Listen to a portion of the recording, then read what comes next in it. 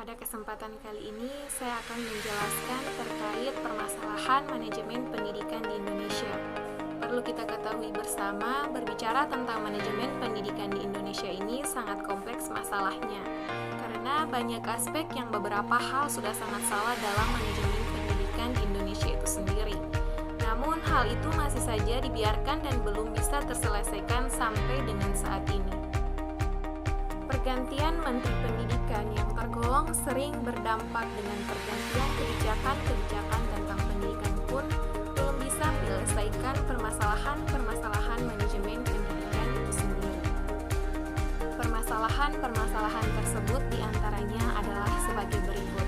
Yang pertama, manajemen pendidikan di Indonesia tidak berbasis kompetensi yang sebenarnya. Nah, pada kalimat kompetensi yang saat ini banyak tersurat dalam sistem pendidikan dan dalam kegiatan belajar mengajar atau biasa disebut dengan KBM, dipandang masih bias, tidak mengenal dan tampak hanya tekstual semata, tidak ada esensi yang sebenarnya. Hal ini sangat tampak terlihat jika melihat kasus-kasus seperti lulusan SMA atau SMK, orang sarjana pun bingung sebenarnya dia bisa apa, apakah kompeten dengan bidangnya atau tidak. Nah, ditambah lagi jika mereka melanjutkan ke perguruan tinggi tanpa mempertimbangkan kompetensi diri dan kompetensi yang sudah ia miliki. Terbukti banyak pengangguran dan banyak pekerja yang bekerja tidak sesuai yang ia pelajari saat sekolah. Yang kedua yaitu pendidikan tidak berbasis cita-cita peserta didik. Nah, masalah paling fatal dalam pendidikan kita adalah sampai saat ini pendidikan kita sama sekali tidak dengan sesungguhnya ingin mencerdaskan dan ingin mendidik supaya kita semudah mendapatkan masa depan yang jelas. Tetapi manajemen pendidikan kita belum memperhatikan dan belum menganggap penting untuk mengembangkan anak seiring dengan potensinya. Harus diakui bahwa peserta didik kita mayoritas sama sekali tidak memiliki cita-cita untuk menjadi apa kelak. Meskipun ada yang punya, meskipun itu bersifat semu dan hanya pengakuan pribadi saja. Yang terjadi adalah mereka belajar secara mengambang dan tidak memiliki arah yang jelas. Yang penting itu berangkat sekolah.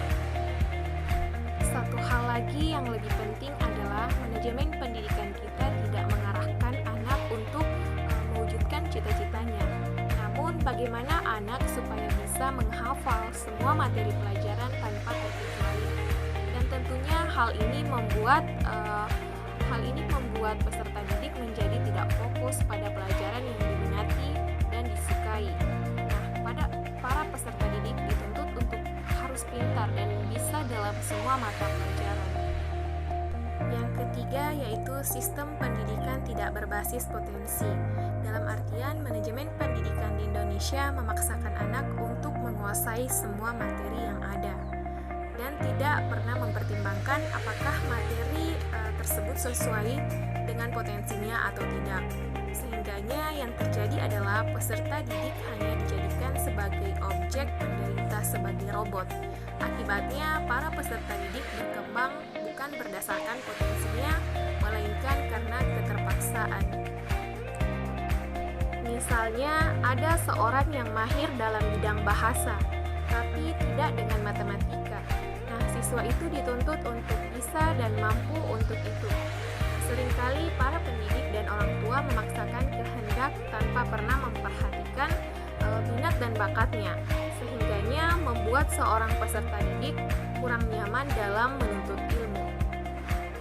Nah, manajemen pendidikan kita pun sangat salah, karena rata-rata hafalan yang berbasis kunci jawaban bukan pada pengertian, seperti UN, masuk tes perguruan tinggi, dan masih banyak lain-lainnya.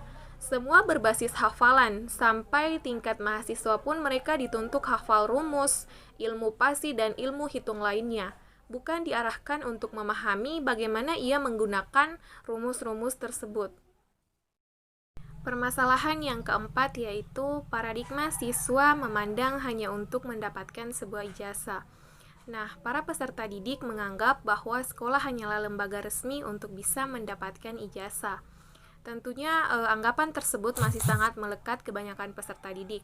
Mereka berpikir bahwa sekolah hanyalah untuk mendapatkan sebuah pekerjaan saja dengan legalitas ijazahnya. Nah, tentunya tidak untuk mengembangkan pola pikir, sikap, kemampuan, serta pengalamannya. Permasalahan yang keempat yaitu paradigma siswa memandang hanya untuk mendapatkan sebuah ijazah. Nah, para peserta didik menganggap bahwa sekolah hanyalah lembaga resmi untuk bisa mendapatkan ijazah. Tentunya anggapan tersebut masih sangat melekat kebanyakan peserta didik. Mereka berpikir bahwa sekolah hanyalah untuk mendapatkan sebuah pekerjaan saja dengan legalitas ijazahnya. Nah, tentunya tidak untuk mengembangkan pola pikir, sikap, kemampuan, serta pengalamannya.